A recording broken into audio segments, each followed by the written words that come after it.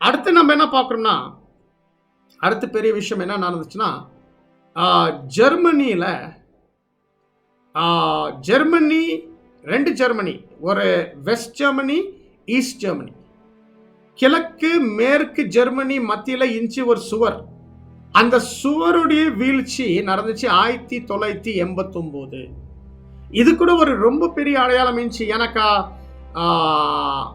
மேற்கு ஜெர்மனி, கிழக்கு ஜெர்மனி. கிழக்கு ஜெர்மனி வந்து யுஎஸ்எஸ்ஆர் உடைய சப்போர்ட், மேற்கு ஜெர்மனி வெஸ்ட் ஜெர்மனி வந்து யுஎஸ்ஏ சப்போர்ட். இந்த 2 பேர் இடையில வந்து இருந்துச்சு இந்த ஒரு சுவர், பெர்லின் வால். இது வந்து ஒரு அடையாளமா இருந்துச்சு இந்த பனிப்போர், இந்த கோல்டு வார். எப்போ அது விழுந்துச்சு, அதுக்கு பின்பு நம்ம என்ன பார்க்கணும்னா 1991 டிசம்பர் மாதத்துல கம்ப்ளீட்டா யுஎஸ்எஸ்ஆரே ஒடிஞ்சின் போறது, டிஸ்இன்டிகிரேட் ஆகுது. 1991 டிசம்பர் மாதம் 25ஆம் தேதி அது லாஸ்ட் டே. பிரசிடென்ட் யுஎஸ்எஸ்ஆர் உடைய கடைசி ஜனநாயகம், அதாவது கடைசி பிரசிடென்ட் மிக்கைல் கோர்பச்சோவ் அந்த யுஎஸ்எஸ்ஆர் உடைய இருக்கிற கொடி ஏற்கிறாரு. அதோட யுஎஸ்எஸ்ஆர் தேசம் முடிஞ்சு அநேக புது புது புது தேசங்கள் உருவாக்க வந்தது. அதுல ரஷ்யா ரொம்ப பெரிய தேசம் தான் இருந்துச்சு. ஸோ இந்த இருக்கிற ஃபர்ஸ்ட் ஊர் நித்து. திருப்பி வாசிக்கலாம் அந்த வார்த்தை, தமிழ்ல பார்க்கலாம். ஜனத்துக்கு விரோதமாய் காற்று எங்களை தடுத்தபடியினாலே நாங்கள் அநேக நாள் மெதுவாய் சென்று வருத்தத்தோட கினித்து பட்டணத்து. கினித்து, இந்த கினித்து பட்டணம் பார்க்கும்போது அது மெடிட்டரேனியன் கடல்ல, அது வந்து ஒரு ஒரு ப்ரொஜெக்ஷன் இருக்குது. அந்த கடலுக்குள்ள ப்ரொஜெக்ஷன் வரும். அது எந்த பக்கம் போகும்னா நம்ம பார்க்கணும்னா மேற்கு பக்கம், வெஸ்டர்ன் எக்ஸ்ட்ரீமிட்டி. இந்த இருக்கிற கினித்து பட்டணம் இங்கே வந்து நம்ம பார்க்கும்போது அநேக சகோதரர்கள் இது ஆலோசனை என்ன கொடுத்துக்கிறாங்கன்னா, இது காமிக்கிறது அந்த அந்த பனிப்போருடைய முடிவு. அதுக்கு பின்பு வந்து உலகத்தின் ஏற்பாடு மாறுது, நியூ வேர்ல்ட் ஆர்டர். ஸோ கினித்து பட்டணம் தாண்டது குறிக்குது இந்த இருக்கிற 1989 1991 ஜெர்மனியோடைய இருக்கிற சுவருடைய வீழ்ச்சி மற்றும் யுஎஸ்எஸ்ஆர் உடைய கம்ப்ளீட்டா ஒடிய போறது. இதுதான் வந்து நம்ம பார்க்கணும் கினித்து பட்டணம் காமிக்கிறது. அதுக்கு பின்பு வந்து ஒரு புதிய உலக ஏற்பாடு வெளிப்படுது. இப்போ பவுலுடைய பயணம், அதுக்கு பின்னாடி வந்து நம்ம என்ன பார்க்கணும்னா கிரேத் தீவு வழியாய் சல்மோனே சொல்லப்பட்ட இடத்தை தாண்டின்னு போறாங்க. சல்மோனே இருக்கிற ஊருடைய இருக்கிற அர்த்தம் பார்த்தோம் கிரீக் கன்கார்டன்ஸ்ல. அது 45:34 45:35. இந்த 2 இருக்கிற நம்பர்ஸ்ல நீங்க பார்க்கும்போது சல்மோனே உடைய அர்த்தம் வந்து சாலோஸ். சாலோஸ் வந்து பிலோஸ் வந்து வைப்ரேஷன்ஸ், அதாவது அசைவு. ஸோ இந்த விஷயத்தை வந்து என்ன காமிக்கிறதுனா, இது காமிக்கிறது அந்த இருக்கிற பனிப்போர் முடிச்ச பிற்பாடு ஒரு புதிய உலக ஏற்பாடு வெளிப்படுது. அந்த புதிய உலக ஏற்பாடுல நிறைய காற்றுகள், நிறைய துன்பங்கள் கூட இருக்கிறது நம்ம பார்க்கிறோம். இதெல்லாம் தான் அந்த அசைவு வைப்ரேஷன்ஸ்ல காணப்படுது. இந்த காரியத்தை குறித்து நம்ம ஆலோசிக்கிறோம். சல்மோனே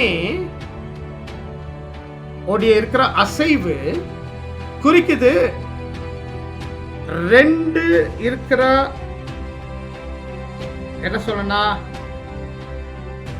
தசாப்தம். அதாவது தசாப்தம் சொன்னா டெக்கேட், 2 decades. அதாவது 1990s மற்றும் 2000s. 1990 இருந்து 2000, 2000 இருந்து 2010 கொஞ்சம் மேல கூட. ஸோ இந்த இருக்கிற காலகட்டம் தான் நம்ம பார்க்குறோம். சல்மோனே காமிக்கிற, சல்மோனே வார்த்தை காமிக்கிற அந்த எல்லா அனுபவங்கள். இந்த காலகட்டத்துக்குள்ள என்னெல்லாம் நடந்துச்சு, அநேக அசைவு நடந்துச்சு. என்னெல்லாம் அசைவு நடந்துச்சு நம்ம பார்க்கணும்னா சரித்திரத்துல இது காணப்படுது. சரித்திரத்துல வந்து இந்த இருக்கிற அசைவு நம்ம பார்க்கும்போது என்னெல்லாம் பார்க்குறோம்னா, முதலாவது வந்து 1991 சதாம் ஹுசைன் உடைய ஈராக் குவைட்டை தாக்கின்னு போறாங்க. குவைத் தாக்கின்னு போயிட்டு அங்கே ஒரு பெரிய யுத்தம் போராயிடுது. அது வந்து ஒரு உலகப்போர் ஆகுற ஆபத்து கூட இருந்துச்சு. அதுக்கு அடுத்து நம்ம என்ன பார்க்கணும்னா 1995 அமெரிக்கால ஓக்லஹோமா சிட்டியில வந்து குண்டு வெடிச்சிட்டாங்க. இங்க தான் ஆரம்பித்து நம்ம பார்க்கிறோம் தீவிரவாதம் உடைய வேலை இங்கே வந்து தான் தீவிரவாதம் ஆரம்பிது. தீவிரவாதத்துல பலவிதமான அமைப்புகள், அல் கைதா சொல்லிட்டு பெரிய அமைப்பு இருந்துச்சு. இது வந்து நம்ம பார்க்கிறோம் 1995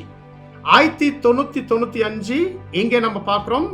இது ஓக்லஹோமா சிட்டி குண்டு வெடிப்பு, ஓக்லஹோமா சிட்டி பாம்பிங்ஸ். அதுக்கு பின்பு யூரோப்ல அநேக யுத்தங்கள், குரோேஷியன் வா, பாஸ்னியன் வா, கொசோவோ வா. அப்ப இந்த குரோேஷியன் யுத்தம், பாஸ்னியன் யுத்தம், கொசோவோ யுத்தம் இது வந்து 1991 1999 வரை இது மூலமாய் உருவாக்க வந்தது அநேக புது தேசங்கள் யூரோப்ல. குரோேஷியா, பாஸ்னியா, ஸ்லோவேனியா, அநேக இருக்கிற யூரோப்பியன் தேசங்கள் இந்த இருக்கிற 8 வருஷம் இருக்கிற யுத்தத்துல உருவாக்க வந்தது. அதுக்கு பின்பு வர்றது அந்த பெரிய பேர் பெற்ற சம்பவம் நம்ம பார்க்கிறோம். ஆமா, அந்த 2 இருக்கிற தூண்கள் எப்படி அல் கைதா இருக்கிற தீவிரவாதம் அமைப்பு அந்த WTC டவர்ஸ் எப்படி உள்ளூர் வைக்கிறாங்க. இது 2001 நடந்துச்சு. ஏதோ பொதுவா பேர்ல சொல்றாங்க 9/11 9/11.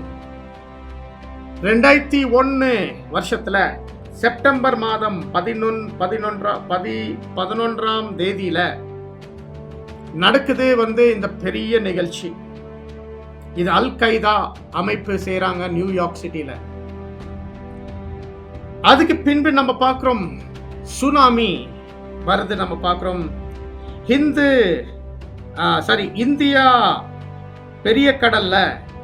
பெரிய கடல்ல உருவாக்குது ஒரு பூமி அதிர்ச்சி வழியாய் ஒரு பெரிய சுனாமி 2004 இதுல 230,000 ஜனங்கள் சாகுறாங்க. 12க்கு மேல தேசங்கள் பாதிக்கப்படுது. அதுக்கு பின்பு அநேக யுத்தங்கள், அநேக புரட்சிகள், அநேக இருக்கிற துன்பங்கள் நடந்துச்சு. ஏதோ நீங்க என்ன பண்ணலாம்னா, நீங்க விரும்பிட்டா நீங்க இது விக்கிபீடியா சர்ச்ல போடலாம், நீங்க தெரிஞ்சுக்கலாம். நான் என்னத்தான் நாம முயற்சி பண்ணிட்டோம்னா அந்த 2 இருக்கிற டெக்கேட், அதாவது 1990 2000 வரை, அப்புறம் 2000 2010 வரை நடந்த காரியங்கள் கொஞ்சம் சில விஷயங்கள் எடுத்து காமிச்சிருக்கிறோம். தொடர்ந்து வந்தது பிரச்சனைகள், வந்தது துன்பங்கள். அதுக்கு பின்பு நம்ம என்ன பார்க்கறோம்னா நெக்ஸ்ட் என்ன வருதுன்னா ஒரு பொருளாதாரம் நெருக்கடி, பெரிய பொருளாதாரம் நெருக்கடி வருது 2007 2008. இந்த இருக்கிற பொருளாதாரம் நெருக்கடிக்கு பேர் என்ன வருதுன்னா GFC, global financial crisis of 2007-2008.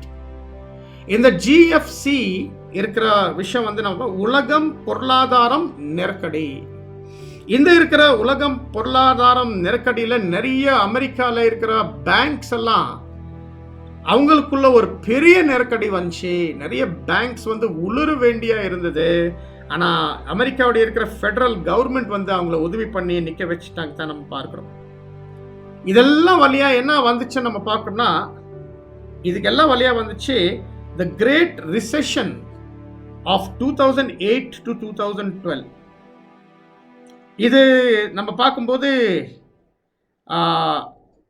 தமிழ்ல the great recession பெரும் நந்தநிலை அதாவது பொருளாதாரம் விஷயத்துல ரொம்ப பாதிக்கப்பட்ட நிலை 2008 2012 வரை. சகோதரிகளே, இது எல்லாம் விதமான அனுபவங்கள் குறிக்குது இந்த சால்மோனேயுடைய அசைவு. சால்மோனே சொல்லப்பட்ட பெயர்களுடைய இந்த அசைவுகள் காமிக்கிறது இந்த கிட்டத்தட்ட 20 வருஷங்களுக்கு மேல இருக்கிற சரித்திரம். நிறைய இந்த மாதிரி அசைவான இருக்கிற அனுபவங்கள். இதுதான் நம்ம பார்க்கிறோம். இந்த வசனத்தோட இருக்கிற விளக்கம் நம்ம பார்க்கிறோம். இப்ப நம்ம தொடரலாம். அடுத்து நம்ம பார்க்கலாம். அடுத்த வசனம் அப்போஸ்தலர் 27ஆம் அதிகாரம் வசனம் 8 12 வரை. அதை வருத்தத்தோடு கடந்து நல்ல துறைமுகம் என்னப்பட்ட ஓர் இடத்திற்கு வந்தோம். லசியா பட்டணம் அதற்கு சமீபமாய் இருந்தது. வெகு காலம் சென்று உபவாச நாளும் கழிந்து போனபடியினாலே இனி கப்பல் யாத்திரை செய்கிறது மோசத்திற்கு ஏதுவா இருக்கும் என்று பவுல் அவர்களை நோக்கி, மனுஷரே, இந்த யாத்திரையினாலே சரக்குக்கும் கப்பலுக்கும் மாத்திரமல்ல, நம்முடைய ஜீவனுக்கும் வருத்தமும் மிகுந்த சேதமும் உண்டாயிருக்கும் என்று காண்கிறேன் என்று சொல்லி அவர்களை எச்சரித்தான். 100க்கு அதிபதி பவுலினால் சொல்லப்பட்டவர்களை பார்க்கிலும் மாலுமியையும் கப்பல் எஜமானையும் அதிகமாய் நம்பினான்.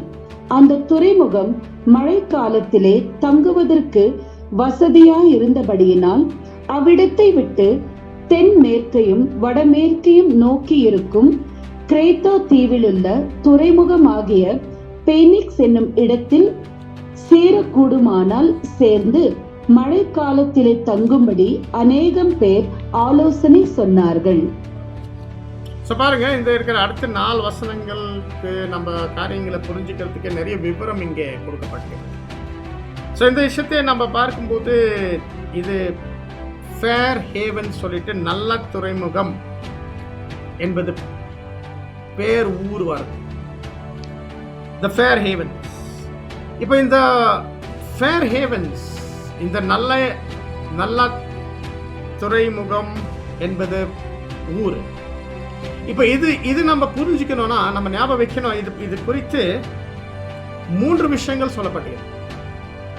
முதலாவது விஷயம், இந்த காரியத்தை இந்த ஊர் பத்தி என்ன சொல்லிக்குதுன்னா 9ஆம் வசனத்துல வாசிக்கிறோம், அங்கே உபவாசம் கடந்து போயிட்டுச்சு.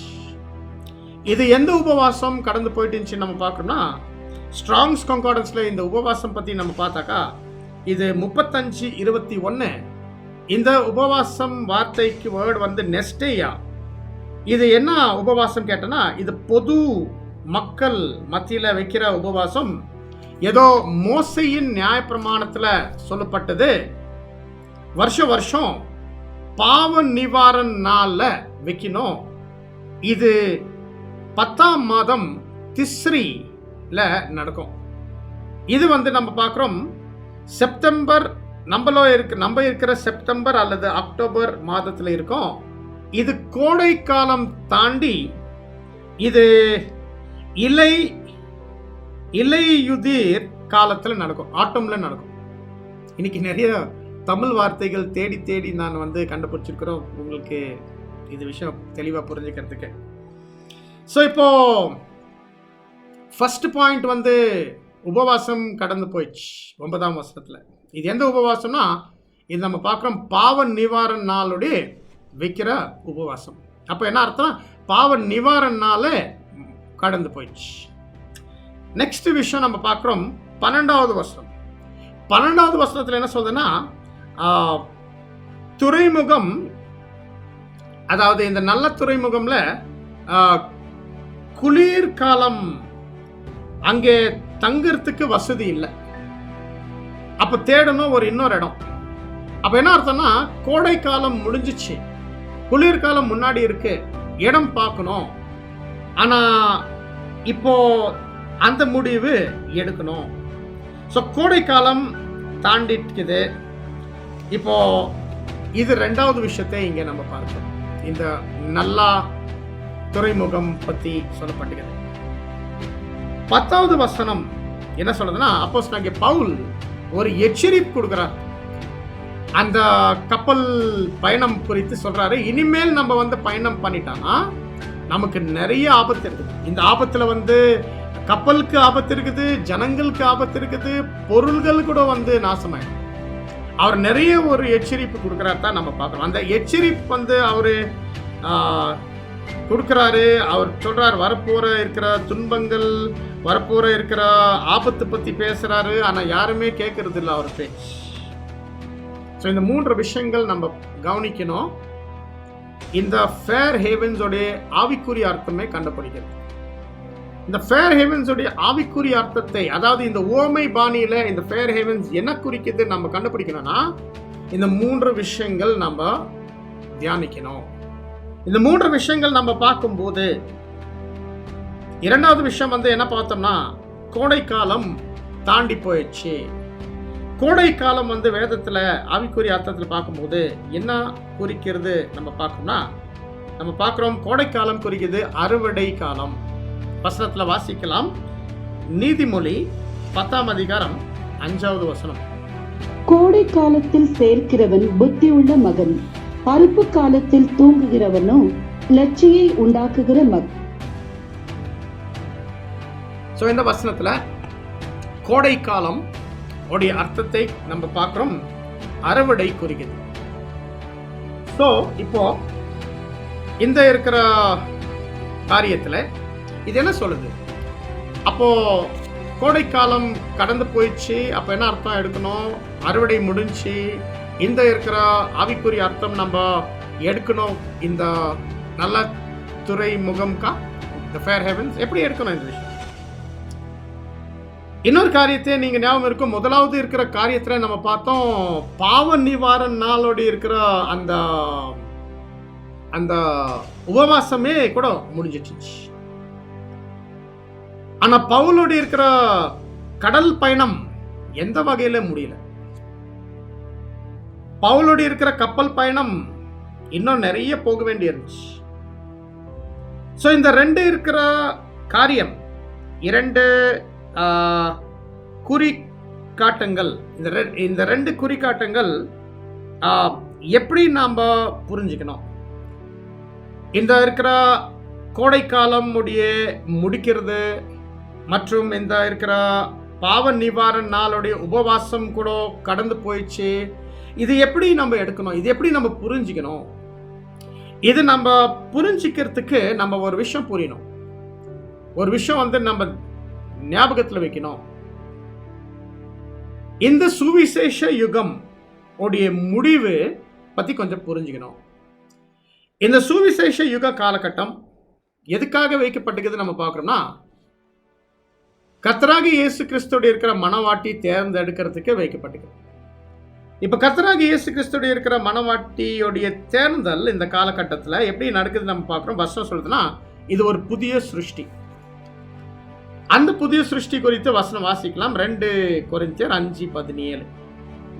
இப்படி இருக்க ஒருவன் கிறிஸ்துவுக்குள் இருந்தால் புது சிருஷ்டியாய் இருக்கிறான், பழையவைகள் ஒளிந்து போயின, எல்லாம் புதிதாயின. ஸோ இந்த வசனம் பேசுறது வந்து அந்த முக்கியமான விஷயம் வந்து புதிய சிருஷ்டி. இந்த புதிய சிருஷ்டி வந்து தான் பார்க்குறோம் இந்த சுவிசேஷ யுகத்தில் மிக முக்கியமான தேவனுடைய காரியம். இன்னும் சொல்லி போனாக்கா, இந்த புது சிருஷ்டி குறித்து அப்போஸ்தலனாகிய பவுல் வந்து அவருடைய சொந்த யூதர்கள் பற்றி பேசும்போது அவர் சொன்னாரு, நீங்க நினைக்கிற மாதிரி விருத்த சேதனம் பெரிய காரியம் கிடையாது. இப்போ விருத்த சேதனத்துல தான் வந்து ஒரு அடையாளம் ஆயிடுச்சு, நீங்க தேவனுடைய ஜனங்கள், இஸ்ரேல் ஜனங்கள். விருத்த சேதனம் இல்லாதவர்கள் தான் புறஜாதி கணக்கில் இருந்தாங்க. ஆனா அவர் சொல்றாரு, தைரியமா சொல்றாரு, விருத்த சேதனம் கூட ஒரு விஷயமே கிடையாது, விருத்த சேதனம் இல்லாத கூட ஒரு விஷயமே கிடையாது. இப்போ என்னத்தான் விஷயம்? புது சிருஷ்டி தான் காரியம். வசனம் வந்து நம்ம வாசிக்கலாம் இந்த காரியத்தை. கலாத்தியர் 6:15. கிறிஸ்து இயேசுவுக்குள் விருத்த சேதனமும் ஒன்றுமில்லை, விருத்த சேதனம் இல்லாமையும் ஒன்றுமில்லை, புது சிருஷ்டியே காரியம். அப்போஸ்தலனாகிய பவுல் ரொம்ப தெளிவா இந்த விஷயத்தை பேசினார். புது சிருஷ்டி தான் தேவனுடைய வேலை சுவிசேஷ யுகத்துல. இப்ப இந்த புது சிருஷ்டியோடைய இருக்கிற காரியம் என்ன? இதோட இருக்கிற அறிமுகம், கர்த்தராகிய இயேசு கிறிஸ்து அவருடைய முதலாம் வருகையில கொடுக்கும்போது நம்ம பார்க்கிறோம் இந்த புது சிருஷ்டி என்கிற கொள்கை குறித்து அவர் பேசுறார் ஒருத்தர்கிட்ட. ராத்திரி சமயத்துல ராத்திரியில அவரை தேடின்னு வராரு. அவர் ஒரு பாரிசியர், அவர் பேர் நிக்கோதேமு. நிக்கோதேமு கிட்ட நம்ம பார்க்கிறோம் கர்த்தர் புது சிருஷ்டி என்கிற கொள்கையுடைய சுருக்கம் அவர்கிட்ட பேசுறார். வசனத்துல நம்ம கேட்கலாம். யோவான் 3ஆம் அதிகாரம் வசனம் 3 மற்றும் 5. யோவான் 3 மற்றும் 5. இயேசு அவனுக்கு பிரதியுத்தரமாக, ஒருவன் மறுபடியும் பிறவாவிட்டால் தேவனுடைய ராஜ்யத்தை காண மாட்டான் என்று மெய்யாக மெய்யாகவே உனக்கு சொல்லுகிறேன் என்றார். இயேசு பிரதி உத்தரமாக, ஒருவன் ஜலத்தினாலும் ஆவியினாலும் பிறவாவிட்டால் தேவனுடைய ராஜ்யத்தில் பிரவேசிக்க மாட்டான் என்று மெய்யாகவே மெய்யாகவே உனக்கு சொல்லுகிறேன். ஆமா, இங்கே கர்த்தராகிய இயேசு இந்த புது சிருஷ்டி என்கிற வேலையுடைய கொள்கை சுருக்கமா சொல்லிட்டார். யாருக்கு? நம்ம பார்க்கிறோம் நிக்கோதேமுக்கு. இந்த இடத்துல அவர் 2 செயல்முறைகள், 2 processes பத்தி பேசினார். இந்த 2 செயல்முறைகள் என்னன்னா, அவர் சொன்னாரு ஜலத்தினாலும் பெருக்கணும், ஆவியினாலும் பெருக்கணும். இந்த ஜலத்தினாலும் பெருக்கலனா, ஆவினாலும் பெருக்கலனா தேவனுடைய ராஜ்யத்துல பிரவேசிக்கவே முடியாது, நீ புது சிருஷ்டி கிடையாது. இப்போ இந்த இருக்கிற 2 செயல்முறை, இந்த 2 processes ஜலத்தினாலும் பெருக்குது, ஆவினாலும் பெருக்குது. நம்ம நல்லா புரிஞ்சுக்கணும். ஜலத்தினாலும் பிறக்குது குறிக்குது. நம்ம பார்க்கிறோம், நம்ம பொதுவா சொல்வோம் ஆவியின் ஜனப்பிப்பதல். இங்க தான் சத்தியத்தின் வழியாய் ஒரு புது சிருஷ்டி ஆரம்பது. அடுத்து நம்ம பார்க்கிறோம் ஆவியினாலும் பெறுவது. அந்த விஷயம் குறிக்குது ஆவியின் பிறப்பதல். இது குறிக்குது புது சிருஷ்டி உருவாக்குற முறையுடைய முடிவு, இறுதி காரியம். இப்போ இந்த முதல் செயல்முறையில ஜலத்தினாலும் பிறக்கும் போது நம்ம பார்க்கிறோம் இந்த ஆவியின் ஜனப்பிப்பதல். இது எங்க ஆரம்பிச்சு? இது ஆரம்பிச்சு பென்டிகாஸ்ட்ல. ஏன்னா அங்கே பென்டிகாஸ்ட்ல நம்ம பார்க்கிறோம் தேவன் அவருடைய பரிசுத்த ஆவி அங்கே அந்த 120 பேருக்கு கொடுக்கும்போது, அந்த மேல் அறையில அந்த 120 பேர் ஜப சிந்தையோட பக்தியோட உட்கார்ந்துட்டு இருக்கும்போது அவங்களுக்கு தான் கிடைச்சிச்சு முதல் இந்த ஜலத்தினாலும் பிறக்குதல், அந்த ஆவியின் ஜனப்பிப்பதல். அதுக்கு பின்பு அப்போஸ்தலனாகிய பேதுரு ஒரு வார்த்தை சொன்னாரு, இந்த இருக்கிற ஆவியின் ஜனப்பிப்பதல் ஏதோ நடந்துச்சு அங்க 120க்கு. அது யார் யாருக்கு தேவன் சித்தம் வைக்கிறார் அது போடணும்னா வசனத்துல வாசிக்கலாம். அப்போஸ்தலர் 2ஆம் அதிகாரம் 39வது வசனம். வாக்குத்தத்தமானது உங்களுக்கும் உங்கள் பிள்ளைகளுக்கும் நம்முடைய தேவனாகிய கர்த்தர் வரவழைக்கும் தூரத்தில் உள்ள யாவருக்கும் உண்டாயிருக்கிறது என்று சொல்லி. இந்த மாதிரி தேவன் ஒரு குறிப்பிட்ட இருக்கிற ஜனங்கள் ஒரு குறிப்பிட்ட காலத்துக்கு அந்த அழைப்பு தருவார். இது முதல் செயல்முறை புது சிருஷ்டிக்கு. இது ஜலத்தினாலும் பிறக்குது, ஆவியின் ஜனப்பிப்பதல். இரண்டாவது இருக்கிற செயல்முறை செகண்ட் ப்ராசஸ், இது ஆவியினாலும் பிறக்குதல். இது ஆவியின் பிறப்பதல், ஸ்பிரிட் பர்த். இது ஆரம்பிச்சு எப்போ நம்ம பார்க்கணும்னா கர்த்தராகிய இயேசு கிறிஸ்துடைய 2ஆம் வருகைக்கு 3 வருஷம் பின்பு ஏப்ரல் மாதம் 1878. 1878 ஏப்ரல் மாதத்திலிருந்து இது ஆரம்பிச்சு எப்படி சொல்றோம்னா அங்கதான் ஆரம்பிச்சு முதலாம் உயிர்த்ததல். அந்த முதலாம் உயிர்த்ததல் அங்கே ஆரம்பி இந்த முழு இருக்கிற லவோதிக்கேய சபை காலகட்டத்தில் இந்த 2 செயல்முறை சேர்ந்து செயல்பட்டுட்டே இருக்கிறது. 2 நடந்து கொண்டே இருக்குது. ஜலத்தினாலும் பிறக்குது, ஆவினாலும் பிறக்குது.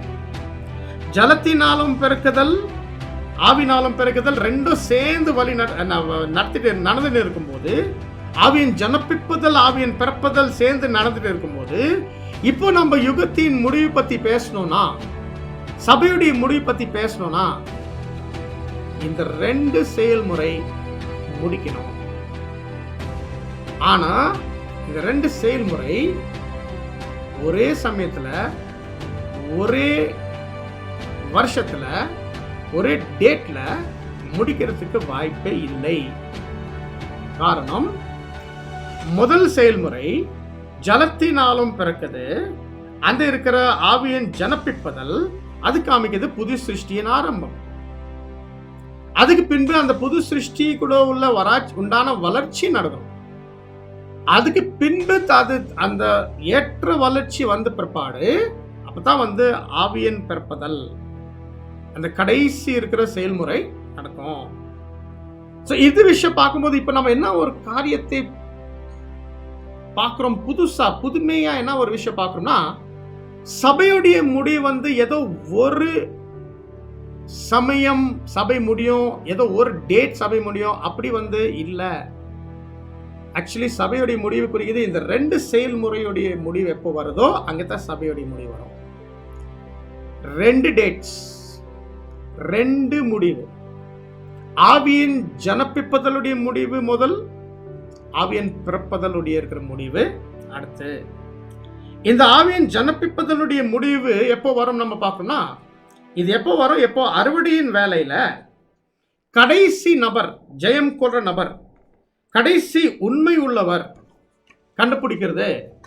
அந்த கடைசி இருக்கிற உண்மை உள்ளவர்கள் கண்டுபிடிக்கும் போது அந்த கணக்கு 1,44,000 நிறைவடையும். இந்த காரியத்துக்கு நம்ம ஆலோசனை என்ன கொடுக்கிறோம்னா, வெளிப்படுத்தல் 7ஆம் அதிகாரம் 3ஆம் வசனம் இந்த காரியத்தை காமிக்கிறது. வெளிப்படுத்தல் 7:3. நாம் நமது தேவனுடைய ஊழியக்காரரின் நெற்றிகளில் முத்திரை போட்டு தீரும் அளவும் பூமியையும் சமுத்திரத்தையும் மரங்களையும் சேதப்படுத்தாதிருங்கள் என்று மகா சத்தமிட்டு கூப்பிட்டார். இந்த வசனத்தின் அடிப்படையில் அந்த முத்திரைக்கப்படதல், எனக்கு அடுத்த வசனம் 4வது வசனம் சொல்லுது, அந்த முத்திரைக்கப்படதல்ல 1,44,000 தான் கணக்கு வரும். அந்த முத்திரைக்கப்படதல்ல அந்த இருக்கிற எப்ப அந்த கடைசி நபர் முத்திரைக்கப்படுது, ஆவியின் ஜனப்பிப்பதல் அவருக்கு நடக்குது, அவருக்கு தெரியாத அந்த நபருக்கு நடக்கும்போது அங்கே நம்ம என்ன பார்க்கணும்னா, இந்த இருக்கிற முதல் செயல்முறை ஆவியின் ஜனப்பிப்பதல் முடிவுக்கு போகும். அந்த சமயத்துக்கு பிற்பாடு கொஞ்சம் நாள், கொஞ்சம் சமயம், கொஞ்சம் வருஷங்கள் பிற்பாடு வரும் ஆவியின் பிறப்பதலுடைய முடிவு, 2ஆம் செயல்முறையுடைய முடிவு. 2ஆம் செயல்முறையுடைய இருக்கிற முடிவு வரும் நம்ம பார்க்கிறோம். எப்போ கடைசி ஏலியா வகுப்பார் தாங்களுடைய சாட்சி தருவாங்க. அந்த சாட்சி தான் 7வது கலசம் முடிய இருக்கிற சாட்சி. அங்கதான் வந்து அந்த கடைசி ஏலியா வகுப்பார் ஆயிடுவாங்க, ஸ்தேவான் வகுப்பார். இப்ப அந்த சமயத்துல தான் நம்ம பார்க்கிறோம் இரத்த சாட்சி வழியாய் அந்த கடைசி நபர்கள் அவங்களுடைய ஓட்டத்தை முடிவாங்க. இது விஷயத்தை நம்ம வாசிக்கிறோம். 2 வசனங்கள், வெளிப்படுத்தல் 16-17. ஃபர்ஸ்ட், 7ஆம் தூதன் தன் கலசத்தில் உள்ளதை ஆகாயத்தில் ஊற்றினான். அப்பொழுது பரலோகத்தின் ஆலயத்தில் உள்ள சிங்காசனத்திலிருந்து ஆயிற்று என்று சொல்லிய பெருஞ்சத்தம் பிறந்தது. ஆமா, இதுதான் வந்து 7வது கலசமுடைய ஊழியம். ஏதோ வந்து கடைசி அந்த சபையார், அந்த கடைசி ஏலியா வகுப்பார், அந்த கடைசி ஏலியா வகுப்பார் யார் ஆயிடுவாங்க, ஸ்தேவான் வகுப்பார், அவங்க இது செய்வாங்க. இது மூலமா ஆயிற்றுன்னா இது வந்து இதோடைய வந்து நம்ம பார்க்கிறோம் அந்த ஆவியின் பிறப்பதல் ஓடிய இருக்கிற செயல்முறை முடியும் தான் நம்ம பார்க்கிறோம். இதே மாதிரி ஒரு இன்னொரு வசனம் இந்த காலகட்டத்தை பத்தி பேசுது. லூக்கா 21:12-16. லூக் 21:12-16. இவைகள் எல்லாம் நடப்பதற்கு முன்னே என் நாமத்தின் நிமித்தம் அவர்கள் உங்களை பிடித்து ஜெப ஆலயங்களுக்கும் சிறைச்சாலைகளுக்கும் ஒப்புக் கொடுத்து ராஜாக்கள் முன்பாகவும் அதிபதியின் முன்பாகவும் உங்களை இழுத்து துன்பப்படுத்துவார்கள். ஆனாலும் அது உங்களுக்கு சாட்சியாவதற்கு ஏதுவாய் இருக்கும். ஆகையால் என்ன உத்தரவு சொல்லுவோம் என்று கவலைப்படாதிருக்கும்படி உங்கள் மனதிலே நிர்ணயம் பண்ணிக் கொள்ளுங்கள். உங்களை விரோதிக்கிறவர்கள் ஒருவரும் எதிர் பேசவும் எதிர் நிற்கவும் கூடாத வாக்கையும் ஞானத்தையும் நான் உங்களுக்கு கொடுப்பேன். பெற்றோராலும் சகோதரராலும் பந்து ஜனங்களாலும் சிநேகிதராலும் காட்டிக் கொடுக்கப்படுவீர்கள். உங்களில் சிலரை கொலை செய்வார்கள். ஆச்சரியமான சாட்சி. அந்த கடைசி விஷயங்களை இதை பற்றி நம்ம பேசிட்டு இருந்தோம். எப்படி ஸ்தேவான் பரிசுத்தாவியால் நிறைந்துட்டு இருந்தாரு அந்த கடைசி இருக்கிற சாட்சி கொடுக்கும்போது, இந்த வகுப்பார் கூட பரிசுத்தாவியால் நிறைஞ்சிட்டு இருப்பாங்க அந்த கடைசி இருக்கிற சாட்சி கொடுக்கும்போது. எது மூலமாய் சிலர் ரத்த சாட்சி கூட சாவாங்க. ஸோ இந்த சமயத்தில் தான் நம்ம பார்க்குறோம் ஆவியின் பிறப்பதல் முடியும். இங்கே தான் முதலாம் உயிர்த்துதல் முடியும் தான் நம்ம பார்க்குறோம். ஸோ இப்போ நம்ம பார்த்தோம் பாருங்க, சபையுடைய முடிவு பற்றி பேசுகிறோன்னா, சபையுடைய முடிவு வந்து ஒரு தெளிவான விஷயம் நம்ம ஞாபகம் வைக்கணும். சபை வந்து புதிய சிருஷ்டி. புதிய சிருஷ்டியோடைய இருக்கிற உருவாக்குற முறை வந்து இந்த 2 செயல்முறை, ஜலத்தினாலும் பிறக்குதல், ஆவியின் ஜனப்பிப்பதல், ஆவினாலும் பிறப்பதல், ஆவியில பிறப்பதல். இந்த 2 இருக்கிற செயல்முறை போய் முடிக்கணும். ஆனா 2 ஒரே சமயத்துல போய் முடிக்கிறத இல்லை. ஒன் முன்னாடி, இன்னொன்று பின்னாடி. அப்போ இந்த விஷயத்தை நம்ம ஞாபகத்தில் வைக்கணும், யோசிக்கணும் அன்பு சகோதர சகோதரிகளை. இப்போ இந்த காரியத்தை சொல்லிட்டு பின்பு இப்போ நம்ம திருப்பி போகலாம் அந்த ஃபேர் ஹேவன்ஸ் உடைய இருக்கிற ஆவிக்குரிய அர்த்தத்தை கண்டுபிடிக்கிறது. ஏன்னா இந்த விஷயத்தை நம்ம ஞாபகத்தில் நம்மளுடைய சிந்தையில் வச்சா இப்போ நம்ம அந்த ஃபேர் ஹேவன்ஸ் கொடுத்த அடையாளங்கள் அது என்ன குறிக்கிறது நம்ம பார்க்கலாம். இப்போ அந்த இருக்கிற குறிக்காட்டுகள் 2 குறிக்காட்டுகள் நம்ம பார்த்தோம். கோடைக்காலம் கடந்து போகுது, அப்புறமா பாவ நிவாரண நாளுடைய உபவாசம் கடந்து போகிறது. ஸோ இந்த காரியத்தை பார்க்கும்போது நம்ம என்ன ஆலோசனை கொடுக்குறோம்னா, இந்த இருக்கிற நல்லா இந்த ஃபேர் ஹேவன்ஸ், இந்த நல்ல துறைகம், இந்த இருக்கிற இடம் வந்து என்ன குறிக்கிறது நம்ம பார்க்குறோம் ஆவிக்குரிய அர்த்தத்துலனா, இது குறிக்கிறது நம்ம பார்க்குறோம் இந்த சபையுடைய முடிவுடைய முதல் படி, அதாவது இந்த ஆவியன் ஜனப்பிப்பதலுடைய முடிவு. ஏன் நம்ம சொல்றோம் இது ஆவியன் ஜனப்பிப்பதலுடைய முடிவு? இதுக்கு காரணம் இருக்குது. அது என்ன காரணம் இருக்குது நம்ம பார்க்கணும்னா, அதோ இந்த 3 குறிக்காட்டுகள் காமிச்சிக்குது இல்லைங்களா? அந்த 3 குறிக்காட்டுகள் இப்போ நம்ம ஒவ்வொன்றா எடுத்து பார்க்கலாம். அது 3 காமிக்கிறது ஆவியின் ஜனப்பிப்பதலுடைய முடிவு. அதாவது தேவன் இந்த 3 குறிக்காட்டுகள் வச்சிருக்கிறார் நம்மளுக்கு விளக்கம் கொடுக்கறதுக்கு இந்த ஆவியின் ஜனப்பிப்பதலுடைய முடிவு காரியம். இப்போ ஒவ்வொன்றா எடுக்கலாம். முதலாவது இருக்கிற குறிக்காட்டு அந்த ஒரு அடையாளம் என்ன ஆச்சுன்னா, பாவ நிவாரண நாள் உடைய உபவாசம் உடைய முடிவு. அப்போ அந்த பாவ நிவாரண நாள் கடந்து போயிடுச்சு. இப்போ பாவ நிவாரண நாள் நிழல்ல ஒரு நாள், பாவ நிவாரண நாளுடைய இருக்கிற பலிகள் ஒரு காலை, அப்புறமா 2 ஆடுல சீட்டு போடும்போது ஒரு கர்த்தருடைய ஆடு. இது நிழல். நிஜத்துல பாவ நிவாரண நாள் ஒரு யுகம். நிஜத்துல அந்த காலை குறிக்கிறது கர்த்தராகிய இயேசு கிறிஸ்து.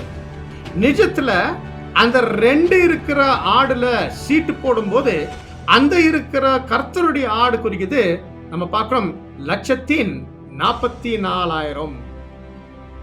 சோ இப்போ இந்த இருக்கிற பாவ நிவாரண நாள் உபவாசம் கடந்து போயிடுச்சு.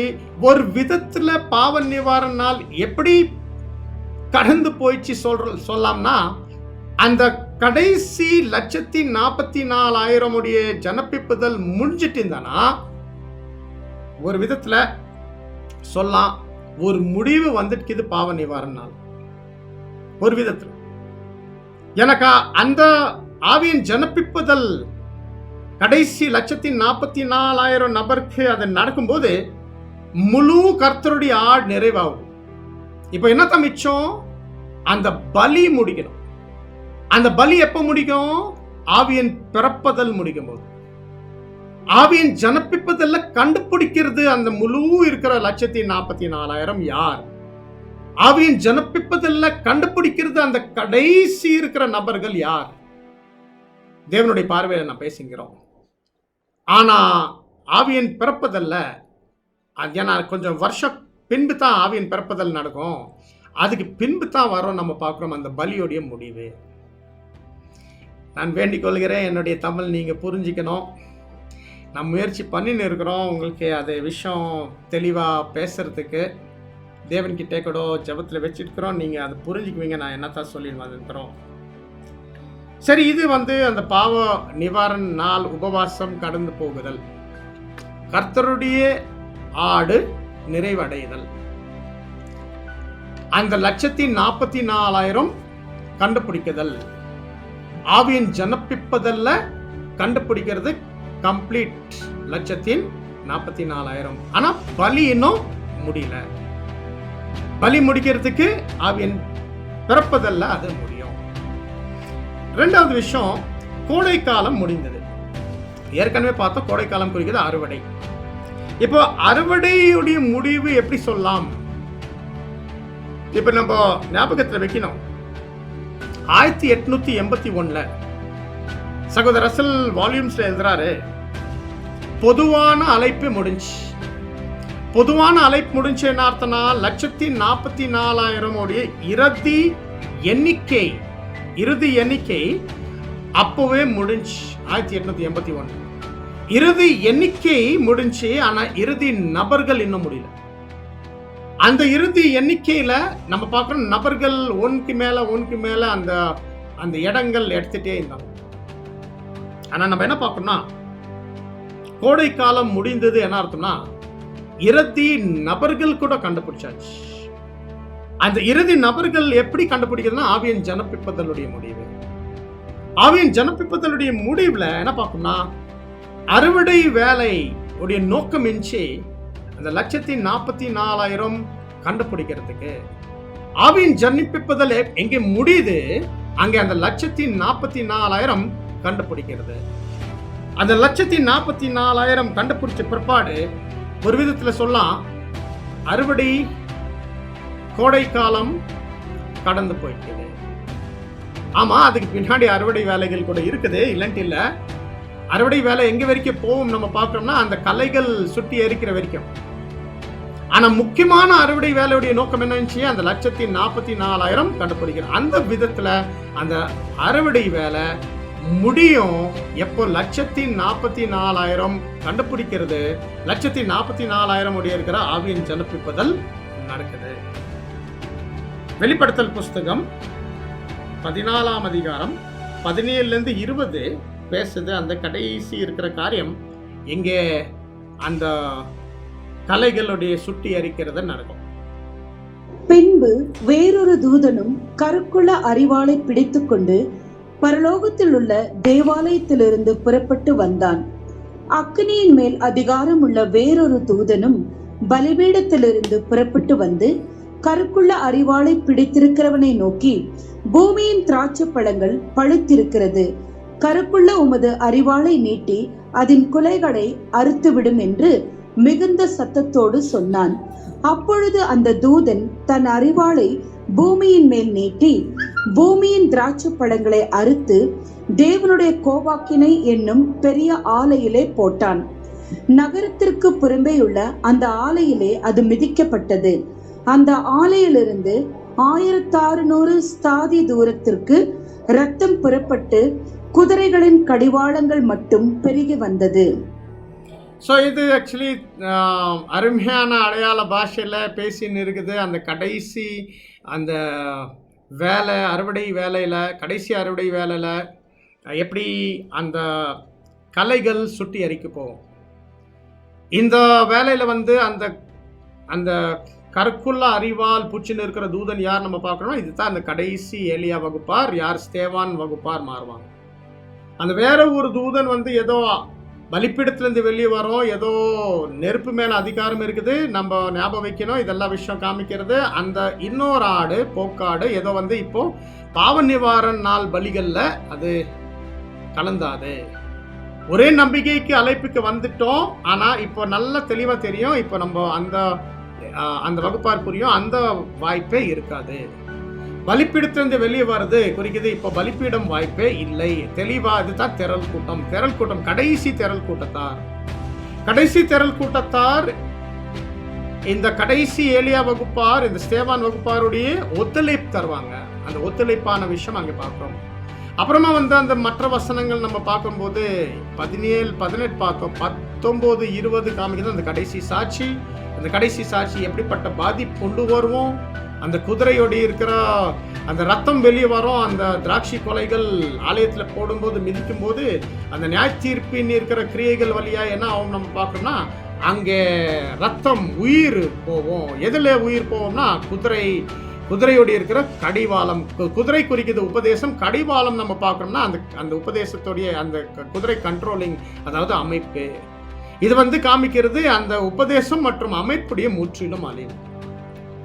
நிறைய அடையாளங்கள் இங்கே இருக்குது, நிறைய விஷயங்கள் மெதுவாக பேச வேண்டி இருக்குது. வெறும் ஒரு சின்ன உங்களுக்கு ஹிண்ட் கொடுத்துருக்குறோம். அந்த 1600 ஸ்தாதி, 1600 எண்ணிக்கை அடையாளத்தில் 40 மடங்கு 40, அது கடைசி தீர்ப்பு. ஸ்தாதி குறிக்குது ஒரு ரேஸ் கோர்ஸ். இது காமிக்கிறது அந்த கடைசி சபையார் கொடுப்போம் சாட்சி, யார் உண்மையான கிறிஸ்து, அவரோடைய கூட மறிக்கணும். அவரோடைய கூட நம்ம என்ன பார்க்கணும்னா, நம்ம உபத்திரம் வாங்கணும். அவருடைய கூட மறித்தோமானால் அவருடைய கூட பிழைப்போம். இந்த இருக்கிற செய்தி வெளிப்படும் போது, உண்மையான கிறிஸ்தவருடைய இருக்கிற ஓட்டத்தை பற்றி வெளிப்படும் போது, உலகத்தில் இருக்கிற கிறிஸ்தவ அமைப்புகள் கிறிஸ்தவர்களுடைய அவங்களுடைய வாழ்க்கை, அவங்களுடைய ஓட்டத்தை கம்பேர் பண்ணும்போது புரிஞ்சுக்கும் எது போலி, எது நிஜம். சரி சகோதர சகோதரிகளை, இது நம்ம பார்க்குறோம். இது ஒரு வெளிப்படுத்தலுடைய இருக்கிற பகுதி ஏதோ நம்ம கோட் பண்ணிட்டோம். இப்போ நம்ம திருப்பி பாயிண்ட்க்கு வரலாம். அந்த 2 இருக்கிற அடையாளங்கள் பார்த்தோம்.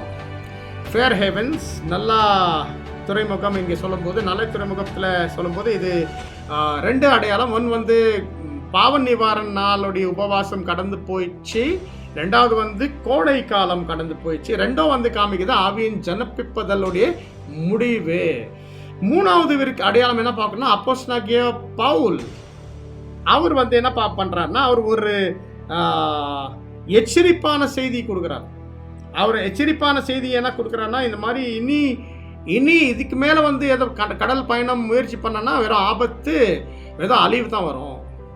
இது விஷயம் நம்ம பார்க்குறோம். இது குறிக்குது லவோதிக்கேயா சபையுடைய இருக்கிற சகோதர சகோதரிகள் எப்படி பிரயாசங்கள் பண்ணின்னு இருக்கிறாங்க.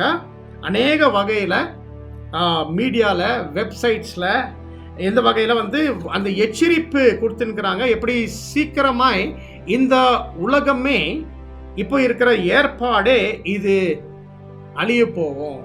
எப்படி தேவனுடைய ராஜ்யம், கண்க்கு தெரிகிற ராஜ்யம் வெளிப்படுற சூழல் சீக்கிரமாக வரப்போகுது இந்த உலகத்தில். ஆனால் இந்த செய்தி, இந்த எச்சரிப்பு யாருமே காது கேட்கறதில்ல, யாருமே இது புரிய மாட்டேங்கிறாங்க. நம்ம நல்லா தெரியும். இது காரணம் என்னன்னா யாருக்கு இன்னும் தேவன் அவருடைய பரிசுத்தாவி கொடுக்கல. தேவனுடைய பரிசுத்தாவி இன்னும் மாம்சத்து மேலே ஊற்றவே இல்லை. மாம்சத்து மேலே ஊற்றாதனால ஜனங்களுக்கு இது புரிஞ்சுக்கிறதுக்கு வாய்ப்பே இல்லை. மத்தேயு 13வது அதிகாரம் 14வது வசனம். ஏசாயாவின் தீர்க்க தரிசனம் அவர்களிடத்தில் நிறைவேறுகிறது. அதாவது, காதார கேட்டும் உணராதிருப்பீர்கள், கண்ணார கண்டும் அறியாதிருப்பீர்கள். ஸோ கண்டிப்பாக உலக ஜனங்களுக்கு இந்த அருமையான செய்தி ஏதோ சகோதரிகள் அநேக வகையில், அநேக மீடியாவில், வெப்சைட்டில் கொடுத்துருக்குறாங்க. இது புரிஞ்சுக்கிறதுக்கு வாய்ப்பு கம்மி. எனக்கு இன்னும் ஆவியே தேவன் தரவே இல்லை. ஆனால் இந்த இருக்கிற வேலை போயிட்டே இருக்குது. இங்கே அப்போஸ்தலனாகிய பவுல் இந்த ஃபேர் ஹேவன்ஸ்ல, இந்த நல்ல துறைமுகம் என்பது ஊர்ல ஏன் அவர் இந்த மாதிரி இருக்கிற எச்சரிப்பு கொடுத்துருக்கிறார்? இது 3வது அடையாளம் என்ன காமிக்கிறது? இது ஒரு 3வது அடையாளம் காமிக்கிறது ஆவியின் ஜனப்பிப்பதலுடைய முடிவு. ஏன்னா எப்போ ஆவியின் ஜனப்பிப்பதல் முடியுது நம்ம பார்க்கணும்னா, அங்கே தான் 4 காற்றுகள் அவுத்து விடுது. அந்த வரப்போற இருக்கிற ஆபத்து, வரப்போற இருக்கிற துன்பங்களுடைய எச்சரிப்பு காமிக்கிறது 4 காற்று அவுத்து விடுதலுடைய பாதிப்பு. 4 காற்று அவுத்து விடுதலிருந்து பாதிப்பு என்னன்னா, நம்ம பார்க்கிறோம் துன்பங்கள், ஆபத்து, உபத்திரவம், என்ன சொல்லி போனாக்கா உலகத்தின் அழிவு. ஸோ இந்த விஷயத்தை 3வது அடையாளம் இங்கே தி ஃபேர் ஹேவன்ஸ்ல, நல்ல துறைமுகம் என்பது ஊர்ல இந்த காரியத்தை நம்ம பார்க்கிறோம். ஆனா ஒரு விஷயம் நம்ம ஞாபகம் வைக்கணும், 4 காற்று அவுத்து விடுத்துலேருந்து உடனடி அழிவு வராது. 4 காற்று அவுத்து விட்டு உடனே வராது, அது காலப்போக்கில் வரும்.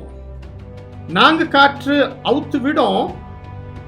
அப்புறம் நம்ம என்ன பார்ப்போம்னா, கொஞ்சம் காலப்போக்கில் வரும் அந்த பெரிய அழிவு. ஸோ இந்த இடத்துல வசனம் 8-12 த ஃபேர் ஹேவன்ஸ், இந்த நல்ல துறைமுகம் என்பது ஊரு, இது என்ன குறிக்குது? நம்ம தாழ்மையான ஆலோசனை என்ன கொடுக்குறோம்னா, இது குறிக்குது சபையுடைய முடிவுடைய முதல் படி ஆவியின் ஜனப்பிப்புதலுடைய முடிவு. ஏன்னா அந்த 3 அடையாளம் கொடுக்கப்பட்டது. பாவ நிவாரண நாள், உபவாசம் முடிஞ்சு, கோடை காலம் கடந்து போனது. ஆனால் எங்கே இன்னும் குளிர்காலம் வரல. எங்கே இருக்குன்னா இலை விடுறது, அந்த காலம் ஆட்டம் காலம் வந்தது. 3வது அப்போஸ்தலன் பவுல் கொடுக்குற அந்த எச்சரிப்பு, இனிமேல் ரொம்ப ஆபத்து, ரொம்ப துன்பங்கள் இருக்கும், அழிவு வரும் கப்பலுக்கு. அதுதான் நம்ம பார்க்குறோம். காமிக்கிறது நாங்க காற்று அவுத்து விடுது. ஏன்னா நாங்க காற்று அவுத்து விடுறது நோக்கம் அதை தான் நம்ம பார்க்குறோம். சரி, கடந்து போலாம். அடுத்த வசனம் அப்போஸ்தலர் 27ஆம் அதிகாரம் 13வது வசனம். தென்றல் மெதுவாய் அடித்தபடியால் தாங்கள் கோரினது கைகூடி வந்ததென்று எண்ணி அவ்விடம் விட்டு பெயர்ந்து கிரேத்தா தீவுக்கு அருகாக ஓடினார்கள். அடுத்து இப்போ பயணம் அங்கே நல்ல துறைமுகம் விட்டுட்டு வெளியே வரும்போது இப்போ தென்றல் மெதுவா, அப்போ அது தென்றல் மெதுவா வீசுது. அந்த விஷயத்தை என்ன காமிக்குதுன்னா, நம்ம பார்க்குறோம் நான்கு காற்றுகள் அவுத்து விட்டலேருந்தே, நான்கு காற்று அவுத்து விடும் போதே உடனடியே பெரிய அளவான இருக்க அழிவு வர்றதுல, நான்கு காற்றுகள் அவுத்து விடுதலேருந்து உடனடியே ஒரு சுழல் காற்று, சுழல்வழி காற்று அது உருவாக்குறதில்லை. மெதுவா தென்றல் வீசுது. நம்ம பார்க்கணும், கொஞ்சம் காலம் வேணும். ஸோ நாங்கள் காற்று அவுத்து விட்டுருக்கோம், நாங்கள் காற்று அவுத்து விட்ட நிலையில இருக்கோம். ஆனால் நம்ம என்ன பார்க்கணும்னா, அது மெதுவாக வீசிட்டு இருக்கோம். வசனம், எந்த வசனத்தின் அடிப்படையில் இந்த விஷயத்தை நம்ம சொல்லலாம்? ஒரு வசனம் இருக்குது, அது காமிக்கலாம். அதுதான் அந்த அடிப்படையில் இந்த காரியத்தை நம்ம பேசிக்கிறோம். ஆமோஸ் 9ஆம் அதிகாரம் 13வது வசனம். ஏமாஸ் 9:13. இதோ உழுகிறவன் அறுக்கிறவனையும் திராட்சை பழங்களை ஆலை ஆடுகிறவன் விதைக்கிறவனையும் தொடர்ந்து பிடித்து பர்வதங்கள் திராட்சை ரசமாய் வடிகிறதும் மேடுகள் எல்லாம் கரைகிறதுமான நாட்கள் வரும் என்று கர்த்தர் சொல்லுகிறார். நீங்க ஞாபகம் இருக்கும், இந்த வசனத்து மேல நம்ம பேசிக்கிறோம் இதுக்கு முன்பு இருக்கிற வீடியோஸ்ல. இது பேசுது அவருடைய ஆயத்தம் பண்ணும் நாளுடைய வேலை. 1874 கன்கெதேரிய ராஜ்யம் வர வரைக்கும் இங்க இருக்கிற 2 வேலைகள் காமிச்சிக்கிறது. சபைக்குள்ள இருக்கிற வேலை ஆரம்பத்துல பேசுது, அப்புறமா உலகத்துக்குள்ள வேலை. இப்ப சபைக்குள்ள இருக்கிற வேலை பத்தி பேசும்போது அந்த 4 வார்த்தைகள் வருது. உலகிறவன், அறுக்கிறவன், விதை விதைக்கிறவன், திராட்சை பழம் ஆலையாடவன். இப்போ நம்ம பார்க்குறோம், அந்த அறுக்கிறவனுக்கு தொடர்ந்து பிடித்துட்டு முன்னாடி போறது யாருன்னா உலகிறவன். இப்போ அந்த உலகிறவன் எதை குறிக்குது? உலகிறவன் குறிக்குது நாங்க காற்று அவுத்து விடுதல். அந்த நாங்க காற்று அவுத்து விடுதல் உலகிறவன். அறுக்கிறவன் குறிக்குது அறுவடை வேலை. கோடை காலம்ல நடக்குது அறுவடை வேலை. இப்போ அந்த இருக்கிற அறுக்கிறவன் தொடர்ந்து பிடித்து முன்னாடி போகிறது உலகிறவன். சுரவலை காற்று உருவாக்கின்னு வருது இல்ல இம்மிடியட்டா. அடுத்த வேலை என்ன நடக்குதுன்னா விதை விதைக்கிற வேலை. பாத்தீங்களா? அந்த விதை விதைக்கிற வேலைக்கு பின்பு திராட்சை பழம் ஆலையாடும். திராட்சை பழம் ஆலையாடும் போது தான் நம்ம பார்க்குறோம், அங்கே தான் வருது சுரவலி காற்று தான் நம்ம பார்க்குறோம். இப்போ இந்த காரியத்தை நம்ம பார்க்கும்போது சகோதரிகே, இந்த இருக்கிற விஷயத்தை நம்ம தெரியும். அந்த திராட்சை பழம் ஆலையாடுது குறிக்குது ஏலியா வகுப்பார் அந்த கடைசி சாட்சி அவங்க தரும்போது அப்பதான் நம்ம பார்க்குறோம் அந்த திராட்சை பழம் ஆலையாடுற இருக்கிற சம்பவம் நிறைவேறும். அதாவது அது பாபிலோனுடைய கடைசி தீர்ப்பு. அந்த பாபிலோனுடைய கடைசி தீர்ப்பு, பாபிலோனுடைய கடைசி அழிவு எப்போ வரும் கேட்டாக்கா, அந்த கடைசி இருக்கிற சாட்சி கடைசி சபையார் கொடுக்கும்போது தாங்களுடைய ரகசியம் திறக்கும். வசனத்தில் அந்த விஷயத்தை நம்ம வாசிக்கிறோம். 2 ராஜாக்கள் 2ஆம் அதிகாரம் 11வது வசனம். 2 Kings 2:11. அவர்கள் பேசிக்கொண்டு நடந்து போகையில் இதோ அக்னி ரதமும் அக்னி குதிரைகளும் அவர்கள் நடுவாக வந்து இருவரையும் பிரித்தது. எலியா சுழல் காற்றிலே பரலோகத்திற்கு ஏறி போனான். ஸோ ஏலியா பிரிக்கும் எலிசாலேருந்து. நம்மலேருந்து வந்து அந்த அக்னி ரதம் அக்னி குதிரை வரும்போது தான் பிரிக்கும் யார் நம்ம ஏலியா, யார் நம்ம எலிசா.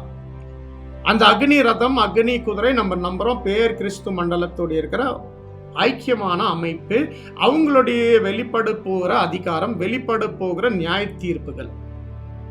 சரி, அது மூலமாய் நம்ம பார்க்கணும் பிரிக்கும் ஏலியா எலிசாலேருந்து. அப்புறமா ஏலியா வழியாய் வருது அந்த கடைசி முக்கியமான ஊழியம் 2 தெசலோனிக்கர் 2:8. நீக்கப்படும் போது அந்த அக்கிரமக்காரன் வெளிப்படுவான்.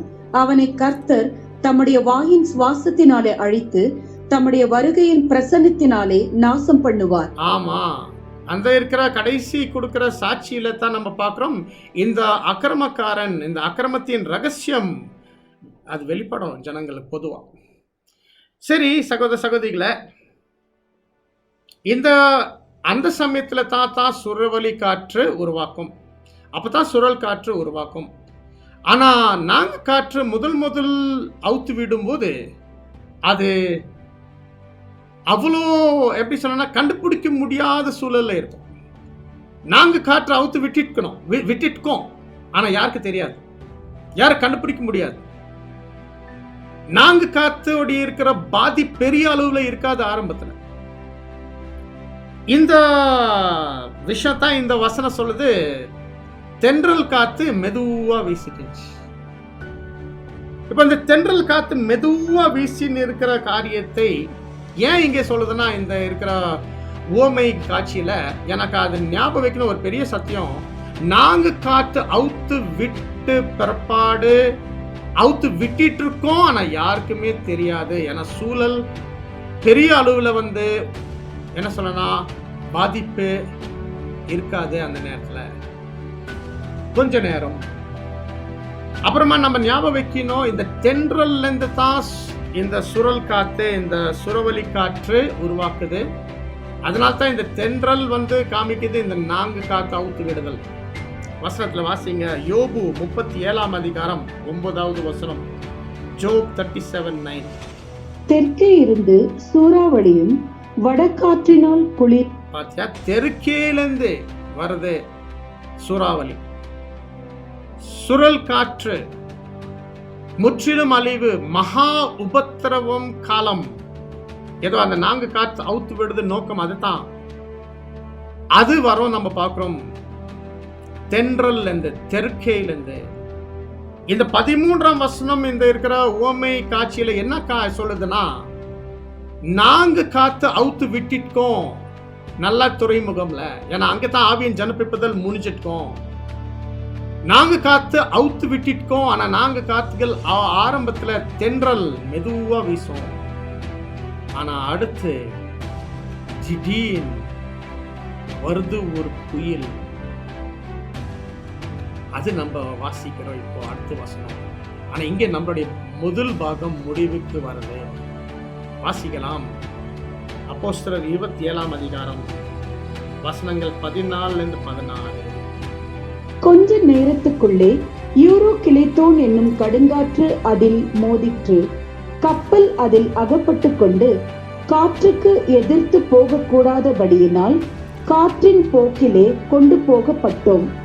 அப்படி கிலோவத்தா என்னப்பட்ட ஒரு சின்ன தீவின் ஒதுக்கிலே ஓடுகையில் வெகு வருத்தத்தோடு படவை வசப்படுத்தினோம். பெரிய அழிவு.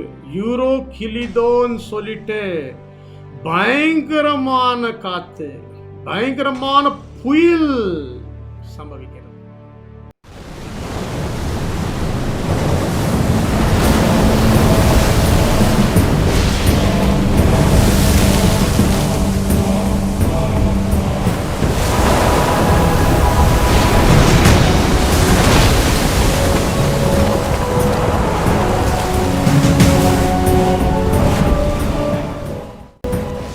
குறிக்குது அன்பு சகோதர சகோதரிகளை, அது நம்ம 2ஆம் பாகத்துல நம்ம பார்க்க போறோம். இது வரைக்கும் இந்த அப்போஸ்தலர் 27ஆம் அதிகாரத்தோடு இருக்கிற தீர்க்க தரிசனம் காட்சி ஓமை பாணியில ப்ராஃபெட்டிக் ஆலிகரி முதல் பாகம் ஒன்று சொல்றதுக்கு தேவன் வாய்ப்பு கொடுத்துக்கிறார். அன்பு சகோதர சகோதரிகளை, இந்த காரியங்கள் நல்லா கேளுங்க, யோசனை பண்ணுங்க, அலசி பாருங்க. அப்ப இதுக்குள்ள இருக்கிற வெளிச்சம் என்ன இருக்கு அதை எடுங்க. ஏதாவது ஆலோசனை, ஏதாவது ஃபீட்பேக் கொடுக்கணும், தாராளமா கொடுங்க. ஆனா அடுத்த பாகம் சந்திக்கிற வரைக்கும் தேவன் தாமே உங்க அனைவரும் ஆசீர்வதிப்பாராக. ஆமென். வணக்கம்.